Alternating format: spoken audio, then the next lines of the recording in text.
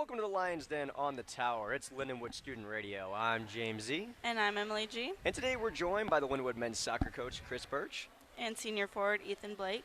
So we got a nice show ahead of us tonight. It's much better than sitting at home on your TV watching election results. I'm just going to say that. A lot more entertaining, a lot more fun, a lot less stressful. Better way to spend your evening.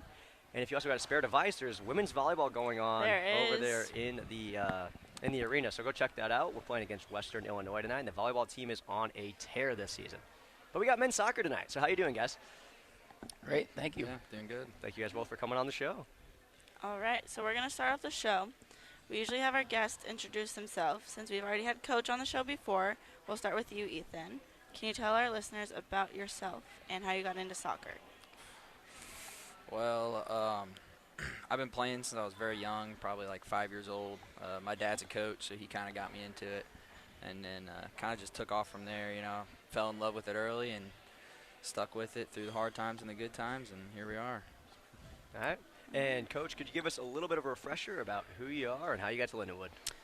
Yeah, born in New Jersey, lived all over the country, played in Washington, D.C. at American University, and then coached at several schools before landing at Lindenwood, UConn, Syracuse, Xavier University in Cincinnati, University of Louisville.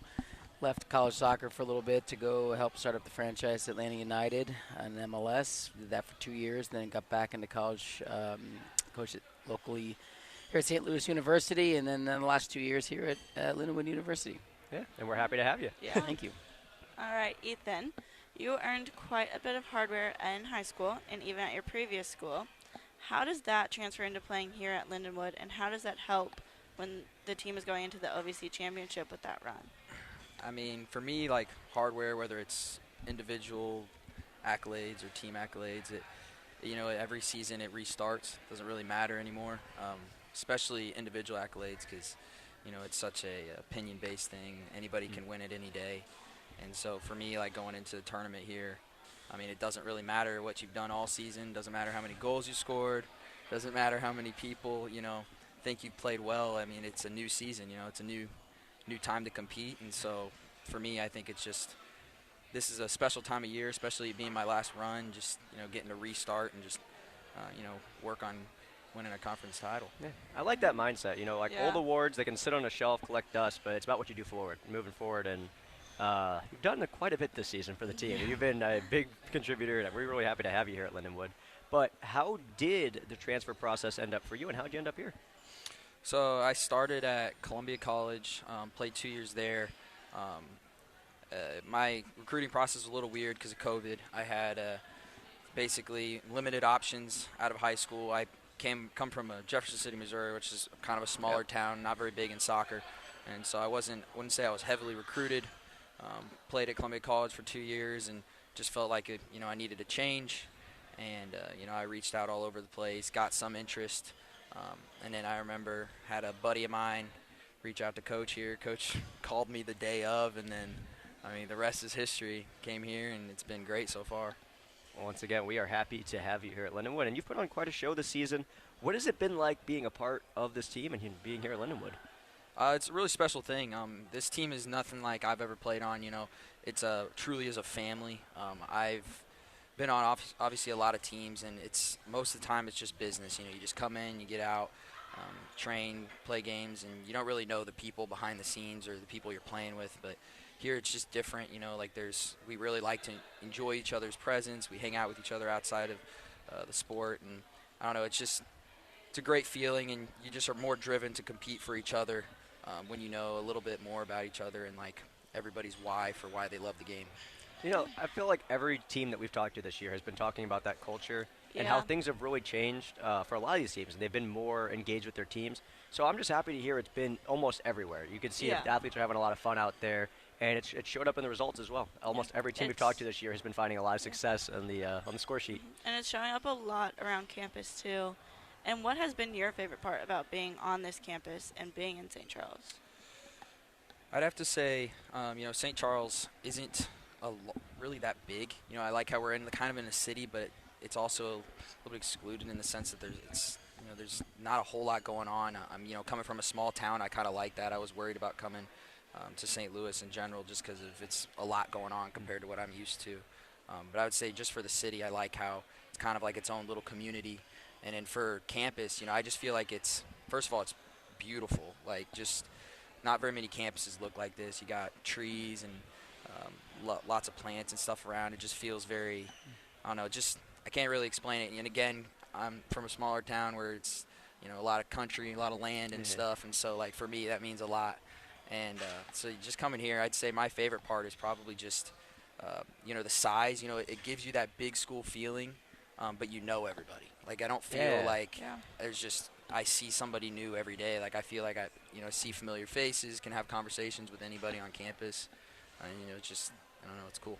It's really nice because it gives you, like you said, that small campus feeling, but then it also feels big time at times. Like, we're not sitting in 300-person lecture halls, and you feel like you know everybody, but at the same time, you don't feel like you're going to community college. Right. Like, you feel like you're on a campus, and it's been really fun. I think, Emily and we've been here all 3 years, right? You didn't transfer. No, this is my 4th year. Yeah, I'm a fourth year. senior. Yeah, you're old, about to graduate. Sorry.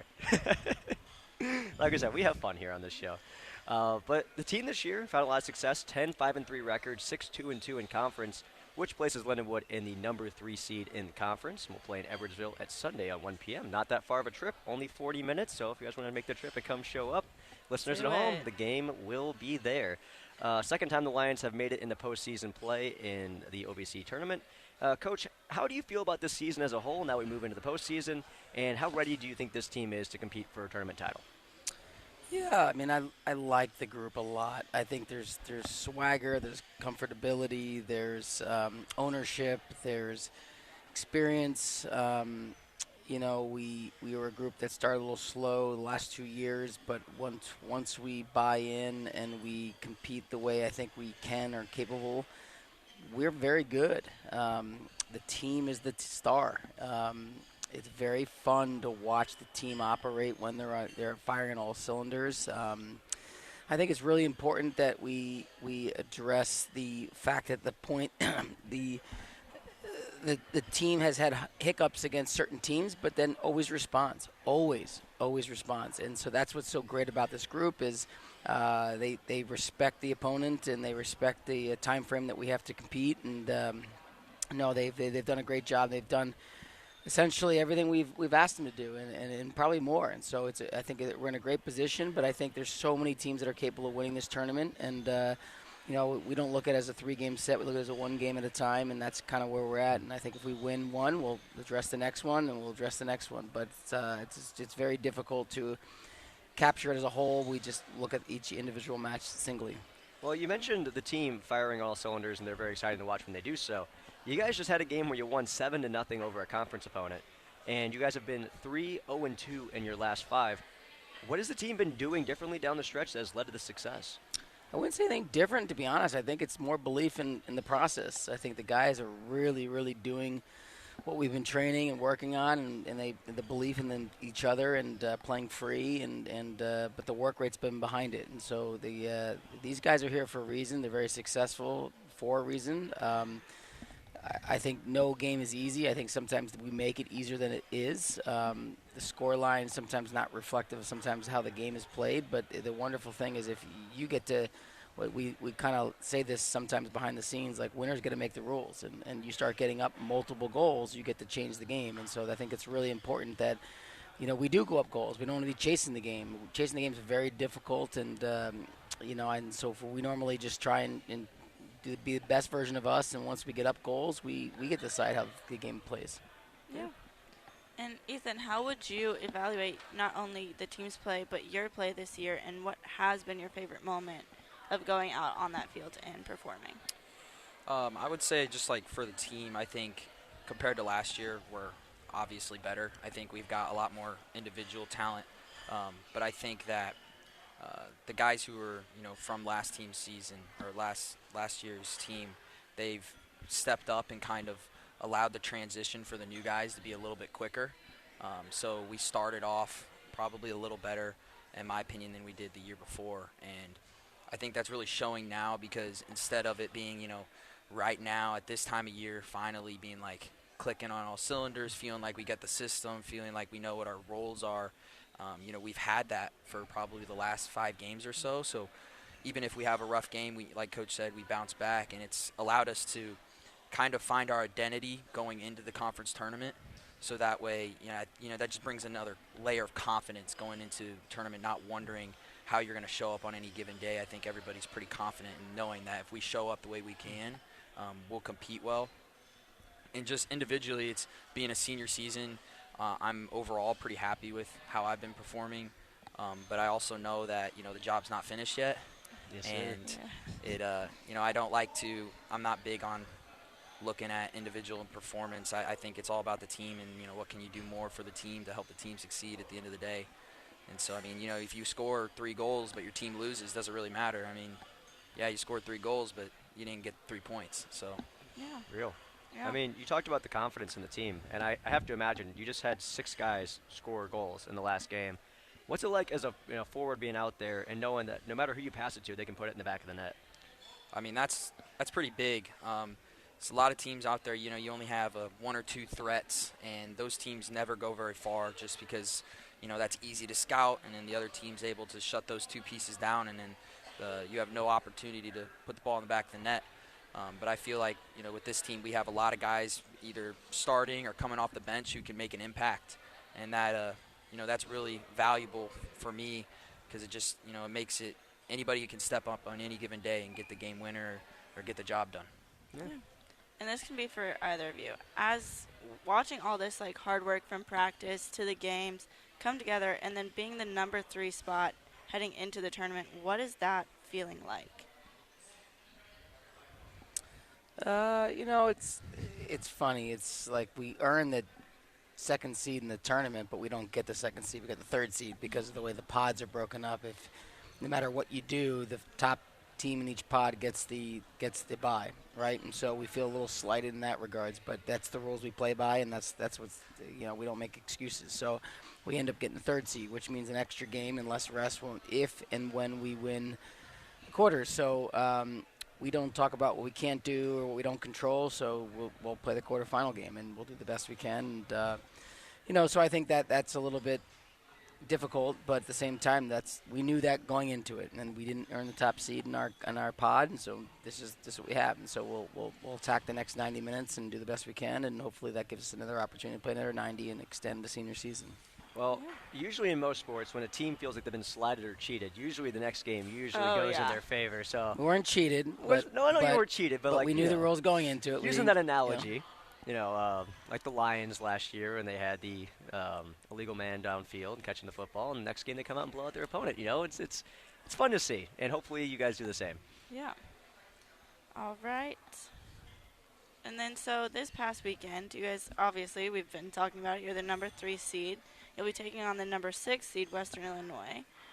The games will be played in Edwardsville. Definitely head out if you have time this weekend. It's a Sunday. It's after a football game, so why not? Just keep it rolling. This is the 2nd time the tournament will be held in Edwardsville. With you guys taking on Western Illinois earlier in the season and having a 1-0 win against them, what is the mindset like heading into that game? Yeah, I think it's always going to be difficult. They're a team that's very organized, very difficult to break down. They're well coached. The guy's been coaching there a long time. He's coached a lot of important games, right? So that's important to going into it. They won a very difficult game, the last game to get into the postseason, which they haven't done in a while, which is impressive and which we know they're good. We've prefaced it in our locker room. They are a good team. So I think from there we just have to know that we are going 0-0 like everyone else, and just trying to approach the game and just trying to go 1-0. Well, most of the teams here at Lindenwood have found a lot of success against Western Illinois as they've jumped into our conference. Yeah. So let's just keep the warm welcome going this weekend. Let's go put another L on their sheet. But I'm looking forward to it. I'll definitely try to tune in if I get time. But as a player being in the postseason, what is the level of intensity like compared to the regular season? It's just different. At that point, every game you step out, it could be your last for the season. And I know, a lot of people say you should have that mentality every single time you hit the field because there's, injuries and things like that. You really never know when your last time on the pitch could be. But this time, it's especially for me as a senior, we lose, and that's the end of my college career. And so that means a lot. That brings I think a little bit of a different intensity, but I also think that, with the team and how much we, love each other and there's a deeper culture there, I think that even the younger guys step it up a notch for the seniors. They really want to help the team and know that, when they're in this situation, they would hope the guys that are, have a couple more years of eligibility, that they'd be willing to get the job done as well. And so I think that there's just a team-wide buy-in in the sense that, like, not only are we doing it for, to win the whole thing, but we're doing it for the guys that this could be their last hurrah. Yeah, I think for anybody that's played a sport that has some type of postseason or end of the season, you really feel that. Even when you're not a senior, you got to step up. And you have that mentality going into games, but for some reason, postseason games, it's just a different level. You can't explain it, but it's just a different buzz in the air. Everybody's going at it harder. But you guys are going to be playing this game on the road. I know we've talked to a lot of coaches this year about home field advantage, and you guys are going to have to go play at SIUE's facilities. How do you guys prepare for road games, and what's the travel schedule like for this weekend? Ethan, you take those one. I mean, for me, I think I personally like that it's at SIUE because it doesn't feel like that bad of an away game. It's not a crazy long trip. We leave the day of. It doesn't really require a whole lot of like hotel trips and really losing your routine. We're able to kind of stay focused in that way, and it was there last year, so we know how to play on that field. We know just the environment, what it feels like to play there. So for me, I don't really feel like it's a typical away game, but I think the preparation, not only with our training sessions and making sure we're getting everything tactically dialed in, but I think that there's going to be a different level of preparation individually for each person. I think everybody's really taking it seriously, making sure they're getting enough sleep, making sure they're recovering, making sure their diet is top notch, especially this week in preparation for these matches. Yeah. So once again, you guys are on the road this week. Last week we talked to the women's soccer coach, and he mentioned playing against in CMO's facilities in Eastern Illinois that there was a field size difference. Is there anything like that when you guys play SIUE? Not at their facility. We've gone to Western before, we've gone to Eastern, and it's a totally different game. But as long as you know that going into it, you got to tweak some things, but you always rely on your principles. But SIUE's field is fairly normal for a turf field, and I think to Ethan's point, it's just another game not at Hunter Stadium. So we will attack it the same way we normally would and just do our best. Yeah. All right, we have one final question before we move into our fun trivia segment. So this year seems to be an amazing year for all of Lindenwood athletics. Like, you turn to volleyball, and they're killing it. Women's soccer, they just won their match. Rooting them luck on Thursday, and fighting Musos. Let's go. Yeah. And then even, like, some of our SLS sports teams, like rugby just won their nationally televised game, too. So how does it feel to be a part of that and watching all of this happen, whether that's like around campus, just feeling that buzz and that excitement? I mean, I think for me, it's, you go to try to support, the other student athletes on campus and go to different games and stuff. And I think that there's just a level of, I guess, just support. There's just a level of support when everybody's doing well. When teams are doing well, people are more likely to show up, obviously. And I've found that, when I'm talking to other teams and stuff, there's almost a little bit more support from each other, just because we all know that we're doing well this year, and that we want to help each other do the same and the best we can. Yeah, and I think usually it's high tides lift all ships. So I think if you ever have a thought that you don't want another team to win because it makes maybe you're not doing well, that doesn't work. You always support what you're building, and everyone goes ups and downs, and so when we're down, someone else will be up, and you got to support up, right? And so there's some tremendous coaches, great teams here on this campus, and I think it's only the beginning. This is a wonderful place. Ethan alluded to it before. His campus is beautiful, facilities are amazing. St. Charles is incredible. Like, it's such a great place to be a student athlete and obviously a coach, and I think it's a great place for people to go be successful at. So we're going to head into our trivia section now, but before we do, you mentioned the student life sports. This weekend, men's bowling shoots a Baker 300 to win the Lions home tournament this weekend, so shout out to all the varsity guys. Nice. Perfect game to finish it off. And we swept Quincy, so, it's always nice when you can finish on a nice. sweep. Yeah. Well, we are going to head into trivia. I just realized my questions were available for you to see. Hopefully you weren't cheating over here. We'll see, though. If you go 5 for 5, we might have some issues. I mean, you I went 5 for 5 last time. What are you That's talking about? true. Okay, that's a little different. I don't think you cheated last time. I don't know. All right. I don't know, just don't look at each other's papers. You're not cheating. You're not So, trying. just to set the stage here, we've never had a student-athlete win before. We've had some close calls. Still? It's Still, always been close. yeah. We've been doing. I think this is like the 5th or 6th week we've done trivia, so Yeah. we've been having a lot of opportunities. There's been a lot of close, hard-fought matches, but we're going to see how you guys do today. The first one we have here is 2 points. It is an open question, so you will not have multiple choice for it. And this is more of a coach's question, but we'll see if we know the rules. 2 points for the coach's question. No, of no, course. no, no, no. It's not obvious, though. So, what is the maximum number of players that you can substitute in a standard FIFA match? I know it's a tough one. Jeez Louise. Oh, look at my paper. You stay over there. No, this seems like a multiple choice question. Well, I didn't want to put the answer as, is it A, 3, B, 4? So Okay, I didn't alright. want You to got it. set it up like that. So I was just like, I'll leave it open and then give him a chance for 2 points, and that could play a big role later on in the trivia section. Sure. What do we got? Okay, respectable answer. All right, Respectable question. doesn't mean it's right. Question number 2. Which club won the Premier League title in 2015 and 2016, defying odds of 5,000 to 1? Is it A, Aston Villa, B, Chelsea, C, Leicester City, D, Manchester City? 5,000 to 1 odds. If you bet on them that season, you made a lot of money.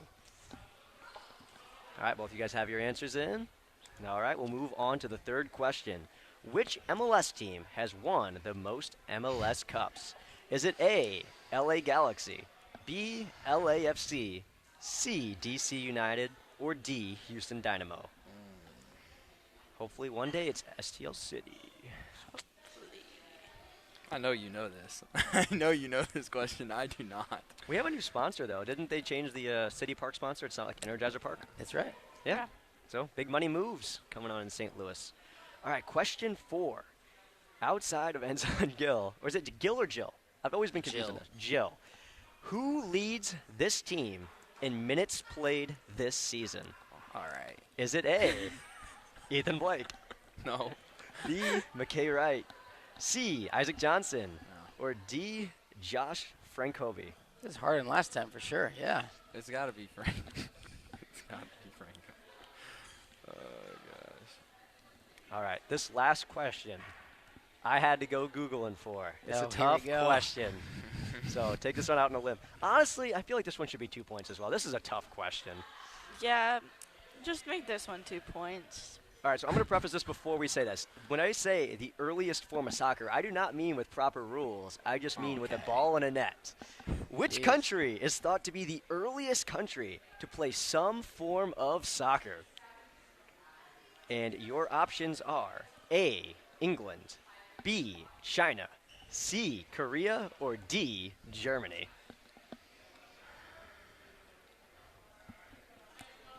Come on now. Okay. Don't worry about it. Okay. All right. Emily, would you like to do the review? Yeah. All right. I'm just going to say the answers because I feel like that's just easier. You all hopefully were playing at home if you're listening. All right. So the answer to number 1 is 5. What do we got? What do we I know got? this guy. 5. Let's go. There you go. Five. That's 2 for you. It's 2 for the coach. Coach is up 2-0 after All 1. right. All right. The next question. The answer was C. Leicester City. Of course, you got it. Uh-oh. Go figure. Oh, no. Uh-oh. It's all Not worried. good. Uh-oh. I'm not worried. I'm It's fine. Don't worry. 3-0 Hey, early. there's still that last question. I'm not worried. Is it 2? It's 2 points. 2 pointers. So the last don't one worry is. about Yeah, it. you Yeah. can still come I back know on I this got one. that one right. All by the way, right. just So you know. coach is up 3-0 Okay. after 2 questions. Question 3. The answer was A. LA This guy, Galaxy. bro. Come on, this 5 guy. titles. I knew it was FC or What are Galaxy. we I doing? knew it was one of the two. I just didn't know which one. All right. Question 4. The answer was D. Oh wow. Okay, let's go. Josh. Got one. Hey, he's on the board. There you go. So All right. that puts things at 4-1. So that ensures that the coaches will. Five. 5? 5. Maybe I Because did. remember the first question was 2 You know, points. I'm a comm major. We don't do math around these parts. No. I had one stats class our freshman year. I'm a scorekeeper, so. Yeah. Hey, All right, well, James, you it's take this last guaranteed question. that the coach is going to win. But Yeah. honestly, this last question's a tough one. And I have a fun answer for it, too. So which country is thought to be the earliest country to play some form of soccer? The answer was B, China. Wow, I got it There we wrong. go. no? Oh no. What'd you answer, Coach? I said A, England. See, that's what I thought, That's too. my first question wrong in 2 times. So during the Han Dynasty, around I should 206 have studied the Han BC Dynasty. to 220 AD, the game was called, and I'm going to butcher the pronunciation of this because there's You can't get it right, then it doesn't count.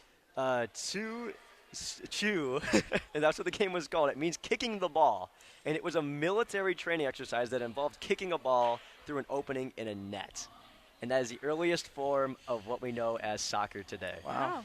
So, what a trivia ending! That is a tough question and a great answer. Taking I'm that really as a happy victory Google. for me.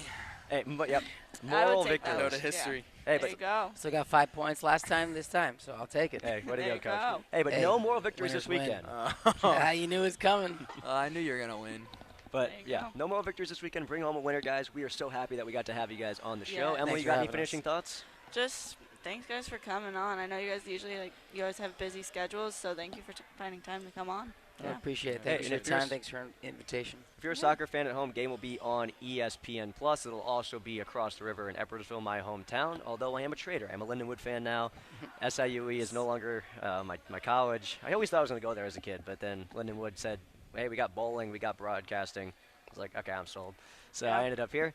But yeah, that's all for the Lions Den. Thank you to Caleb Woods back in the studio for board opping tonight. Thank you for Andrew. Thank you to Josh. No, Jacob. Jacob, J names are getting screwed up in my brain right now. This is back-to-back times I've had the men's soccer coach on. I just have a stroke towards the end of the broadcast. It's But okay. hey, we're trying our best over here. But that's all for the tower, and see you guys.